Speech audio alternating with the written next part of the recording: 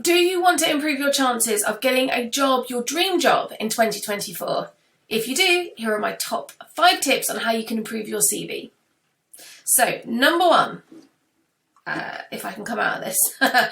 Great start, Cheryl. Go to canva.com and type in CV templates. There are lots to choose from. The amount of times I see a CV that is like a listicle format, so it's kind of just got like, I've worked here and here and here, credit, especially like if you're in TV or in production or post. It's like a who's who of all the places you've worked in. I would advise against that. Creative, we're in the creative world, or some of you, I mean, these tips apply to anybody for any industry, but if you're specifically in an industry where personal brand or design or creative or anything like that, you're going to need to be creative with your CV. It kind of says it for you, really. So I like this CV. Canva.com is free unless you want to upgrade, but you don't need to for this. You can customize each template as well. I really like this CV for Connor. It is exactly what a CV should be. It's very nicely laid out. It's got his name, his job title underneath, which again, not a lot of people do. A lot of people, you kind of got to read through all of this, but you can see that Connor has been a project manager, he's been an art director, he's got all these different skills, and yet underneath his name says graphic designer. I would always put underneath your name the job title that you want to move into. So for example, I used to be a producer, an assistant producer, a development producer, but my last role was head of television. Now, when I applied for my role of head of television, I had done executive producing, etc., etc. So all of that experience was there, but underneath it said Cheryl Kingston, head of television, because that was the role that I wanted to go into. So whatever that might be, so you can see here, Connor's been a project manager and an art director, but he wants to go for graphic designer roles.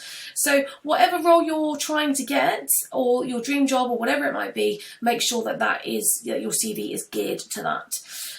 You can always customize this for different roles as well. But anyway, you've got a nice little profile section up here. Again, short to the point, but it's not in a bullet point format, which I always think for a little summary should be, one small paragraph.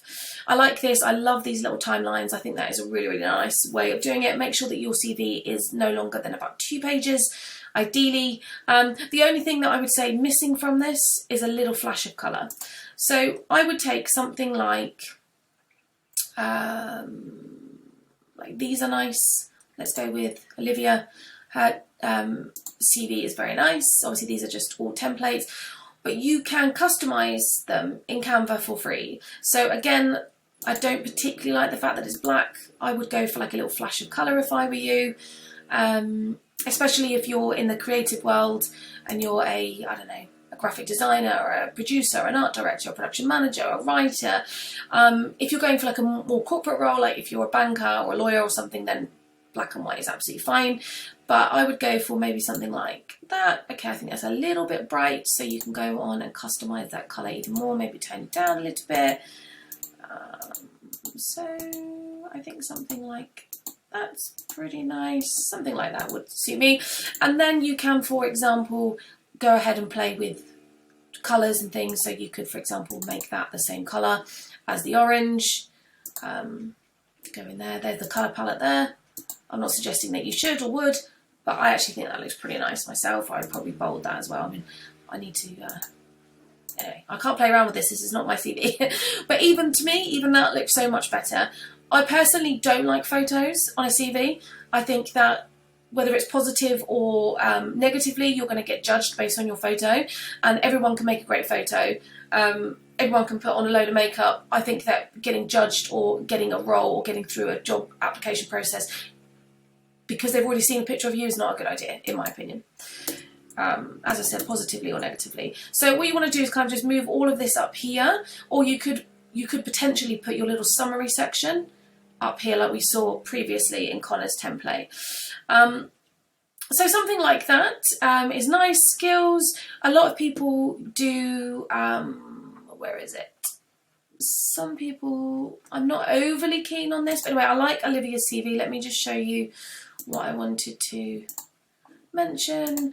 Was that some people do on the skills section, like this, for example, where you do, like you score yourself out of 5, or you give yourself like a little,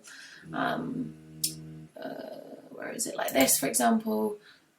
he's so 93% in machine learning, data visualization. Now, I personally don't like it when candidates score themselves, because unless you're going to edit every single CV for every single job that you go for, I think that can discriminate you, can hold you back going for a job, in my opinion. Because if, for example, Sean, who's a product designer, was going for another product designer role, but let's just say data visualization was the number one part of that job, but for every other product designer role he had gone for, it was less important, and he decided to submit his CV for all of them.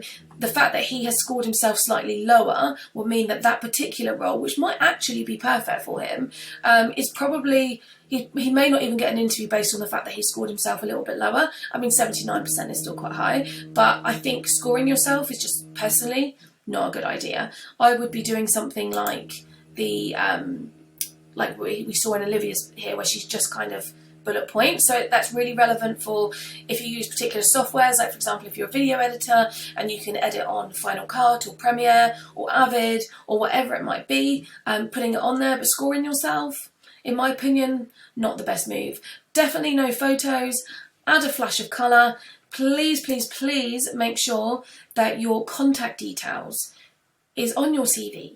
I can't tell you how many people don't have their contact details on a CV. It's crazy to me.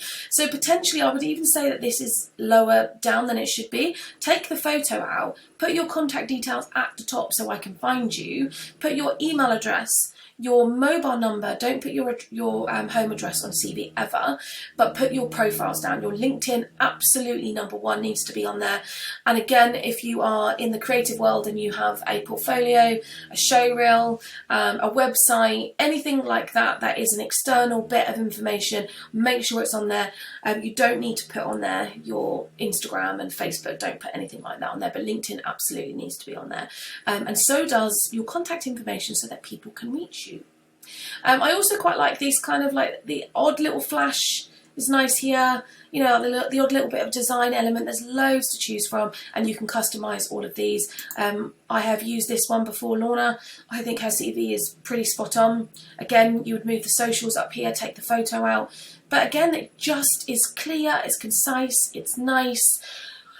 References. So people often ask me about references. Should I include them? If your CV is less than 2 pages and you have room, you can put, like here, 2 people's down. Both ideally professionally, but if you need to, 1 professional, 1 character reference. However, we often get asked for professional references, not character references.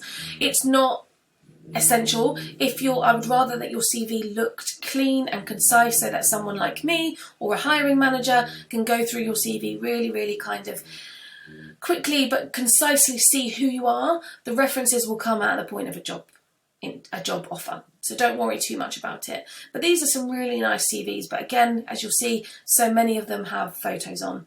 This, for example, this CV, in my opinion, is probably a little bit too much design, too much colour, too much creativity, unless, like Aaron here, you are a photographer or a designer, graphic designer, etc. I did see a CV the other day from someone who wants to get into the gaming world, and the whole CV was created as like a game. That would speak to a very specific and a very niche audience. To me, this is still a little bit too much, but it's nice, it's just about acceptable. But again, if I was him and I wanted to showcase some creativity, I would be adding a little bit more colour, a little bit more I don't like these kind of icons. I'm not really sure what they're supposed to show. But anyway, I hope that's helpful. But make sure whatever colours that you're using with your CV is in line with your LinkedIn. So you should be, I'll be doing another video on how to improve your LinkedIn as well. But your banner, etc. needs to have the same colours as your CV. So anyway, for more information, please do check out my website, which is mediameerkat.info. All right, guys. Thanks very much. Take care. Bye.